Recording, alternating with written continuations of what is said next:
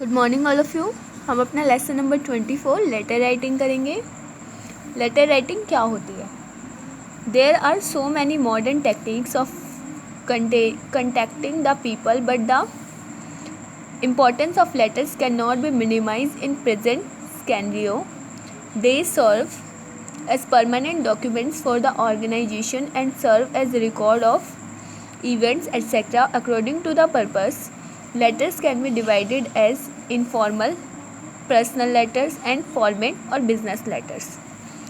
तो आप जानते हैं कि अपनी बात को कन्वे करने का, पीपल से बात करने का बहुत सारे तरीके हैं, पर फिर भी लेटर्स की जो इम्पोर्टेंस है वो कभी कम नहीं हुई है, अभी भी वैसे ही हैं जैसे पहले थी, आज के टाइम में भी।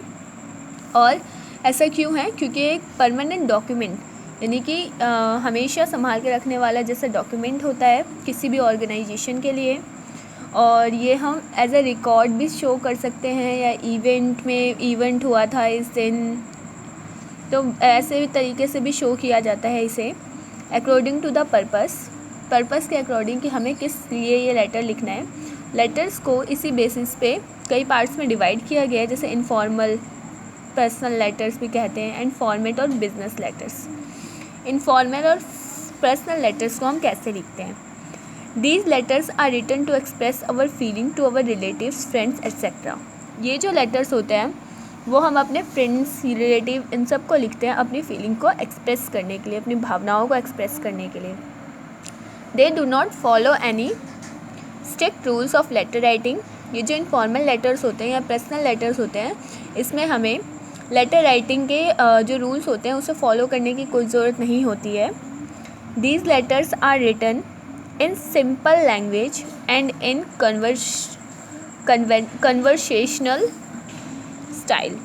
हम इन लेटर्स को सिंपल लैंग्वेजेस में लिख सकते हैं, जैसा भी हम जिस भी भाषा में चाहें, और जिससे क्या हो, जो हमारी कन्वर्सेशन हो, जिस भी तरीके से हम बात करते हैं उस पर्सन से, अपने रिलेटिव से या फ्रेंड से, हम उस स्टाइल से इस लेटर को लिख सकते हैं।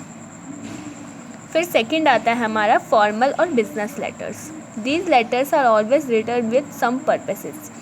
ये जो लेटर्स होते हैं ये किसी न किसी मेन उद्देश्य से लिखे जाते हैं।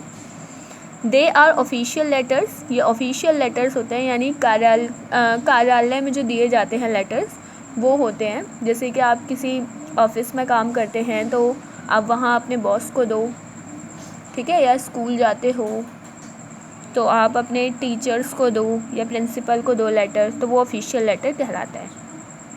The tone of the letter must be courteous and the writer must pay attention to spellings, punctuation, grammar, etc. These letters are written in a proper format and contain all the elements of a letter. No emotions are expressed in these letters. The language of the letter is clear and appropriate words are used. Various formal letters are written with various purposes. For example, sales letter, complaint letter, claim letter, etc. Certain rules are followed while writing such a letter to make it more effective. तो जब भी आप formal letters लिखो तो आपको letter लिखने के जो रूल्स होते हैं उन सब का अच्छे से ध्यान रखना होता है, साथ में अप्रोप्रिएट वर्ड्स को यूज़ करना होता है, जो वर्ड्स सुटेबल होते हैं, अच्छे होते हैं, ठीक है, ऐसे वर्ड्स आपको यूज़ करने चाहिए जब भी आप कोई फॉर्मल लेटर लिखो, और सारे फॉर्मेट्स को फॉलो करना चाहिए। और ये जो फॉर्मल लेटर्स होते हैं अलग अलग उद्देश्य के लिए लिखे जा सकते हैं, जैसे सेल्स लेटर है, कंप्लेंट लेटर है, क्लेम लेटर है, ठीक है। तो इसमें कुछ रूल्स होते हैं जिससे कि आप अगर इन रूल्स को फॉलो करोगे तो अब क्या होगा, आपका लेटर और भी इफ़ेक्टिव लगेगा, असरदायी लगेगा, जिससे कि सामने वाले पे ज़्यादा असर होगा। Handwriting. Letter should be written neatly. If it is written nicely the reader reads it with pleasure. One must avoid bad writing. हमें हमेशा इस बात का ध्यान रखना चाहिए कि हम लेटर्स को अच्छी राइटिंग में लिखें, कोई उसमें काटा पीटी ना करें, उसको बिल्कुल साफ़ सुथरे तरीके से लिखना चाहिए। Spelling. Good spelling is as important as handwriting. A wrong और misspelled word creates confusion and bad impression on the reader's mind. आपको ये बात भी ध्यान रखनी चाहिए कि स्पेलिंग बिल्कुल सही हो।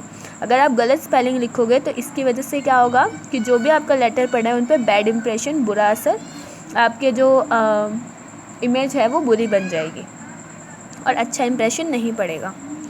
Punctuation, the knowledge of punctuation mark is very important as to where one has to put full stop और comma, otherwise this mistake can also be change the meaning.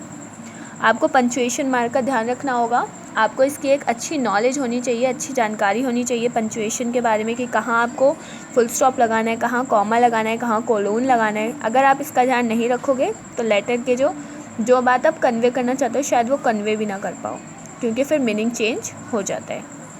फिर फोर्थ है revision, make a point to read your letter before finally sealing it into an envelope.